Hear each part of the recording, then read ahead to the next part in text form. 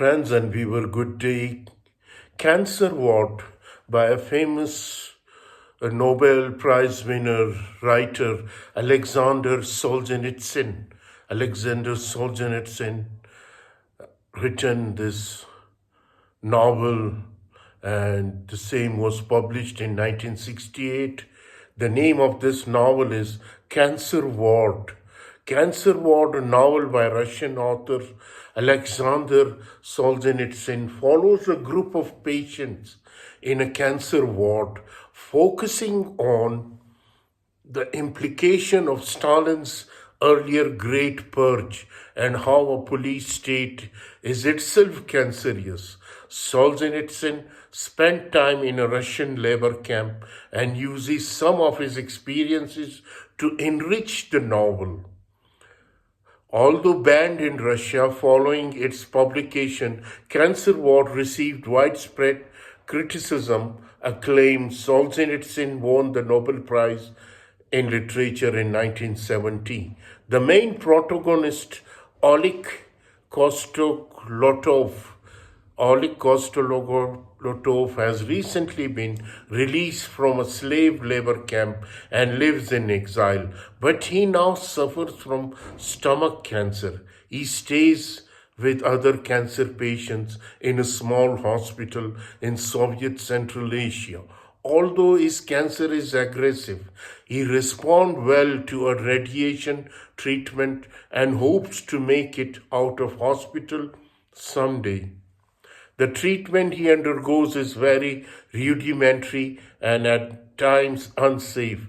The staff at the hospital and his cancer ward put up with old-fashioned equipment and understuffing, and so they are not all very sympathetic to the patient. Many have been appointed to this ward deliberately because of their political leanings. This can be read as a comment on Soviet society, where the country's caretaker are incompetent and disinterested. Much of cancer ward is dedicated to patients such as Oleg, looking inward and reevaluating their place in the world.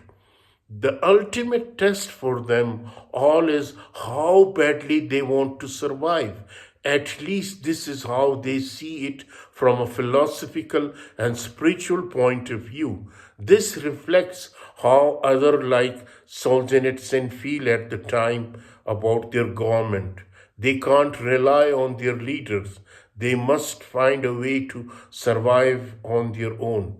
Oleg, like some of others, flirts with female medical staff. He is interested in one young woman called Zoya. She's a medical student and nurse struggling to get her work done with so few staff. Oleg is very attracted to her physically, and the feelings are reciprocated. When Oleg finds out that treatment he's receiving may affect his sexual abilities, he asks Zoya to ensure the treatment stops. She agrees even though she knows the treatment is the best chance for him to live. A more senior medic, Vera, discovers Zoya has stopped Oleg's treatment and finds out why. She learns Vera and Oleg are sexually intimate. However, she is not interested in passing judgment. Only that Oleg restart his treatment. She eventually persuades him to listen to her advice, at least try the treatment for a little while. Oleg's struck by her kindness and her determination to help him live. He learns Vera lost her love a while ago and she is dedicated now to keep others alive. Oleg and Vera form a more intimate relationship than the one he has with Zoya because it's built on more than physical attraction. Oleg feels genuinely connected to Vera and will be sad to lose her if he ever gets out of the hospital. However, eventually his treatment works and his cancer is gone, at least for a time.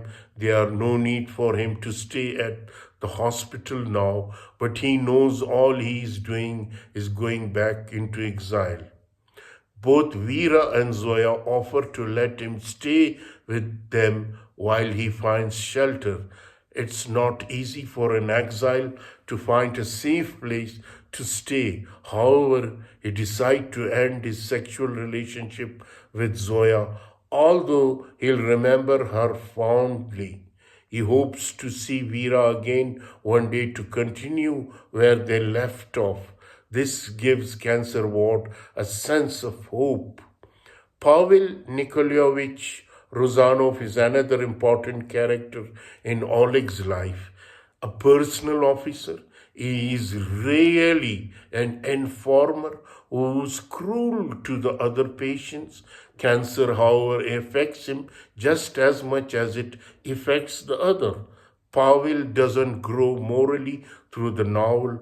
He is always driven by greed and selfishness. He is always clashing with Oleg, who represent everything he stands against. The doctors eventually discharge Pavel, letting him believe he is cured when he is terminally ill. This is Solzhenitsyn's way of showing no amount of rehabilitation can cure all corruption and cancers in a society. So when Oleg leaves the hospital and goes into exile, he must question what it's all been about. He questioned why he fought so hard to stay alive and why the medics spent so much time treating him, and whether it has been worth it. He is convinced Russia will never heal because of the cancerous wounds that have spread through the country, just like he might get sick again. However, there are rumors of a political amnesty for exiles, which he hopes will come to pass. He retreats into a simple private life at the end of the novel, waiting for the moment he can return from exile. So this is the story of the Cancer Ward by a Russian writer, Aleksander Solzhenitsyn, the Cancer Ward, a Nobel Prize winner in literature. Thank you very much.